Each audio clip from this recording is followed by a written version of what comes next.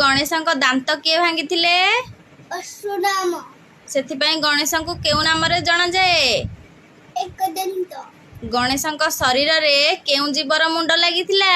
ହାତୀ। ପ୍ରଭୁ ଶ୍ରୀ ଗଣେଶଙ୍କର ପ୍ରିୟ ଫୁଲ? ଲାଲ ମନ୍ଦାର। ପ୍ରିୟ ମିଠା? ମୁଦକ। ଆଉ ମାତା ପାର୍ବତୀ ଗଣେଶଙ୍କୁ କେଉଁଥିରୁ ତିଆରି କରିଥିଲେ? ହଳଦୀ। ପାର୍ବତୀଙ୍କ ବାହନର ନାମ? ସିଂହ। ଗଣେଶଙ୍କ ମୁଣ୍ଡରେ ଯେଉଁ ହାତୀ ମୁଣ୍ଡ ଲାଗିଥିଲା ସେଇ ମୁଣ୍ଡଟି କେଉଁ ଦିଗରୁ ଆସିଥିଲା? ଉତ୍ତର ଦିଗ ପଟୁ। ବଙ୍କା ଶୁଣ୍ଢ ଯୋଗୁ ପ୍ରଭୁ ଶ୍ରୀ ଗଣେଶଙ୍କୁ କ'ଣ କୁହନ୍ତି? ବକ୍ରତୁଣ୍ଡ। କେଉଁ ରାଜ୍ୟରେ ଗଣେଶ ପୂଜା ଲୋକପ୍ରିୟ? ମହାରାଷ୍ଟ୍ର।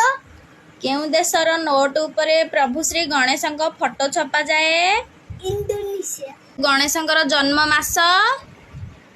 ଭାଦ୍ରବ ମାସ। ଗଣେଶଙ୍କର ପୂଜା କେତେ ଦିନ ଧରି ପାଳନ କରାଯାଏ? 10 ଦିନ।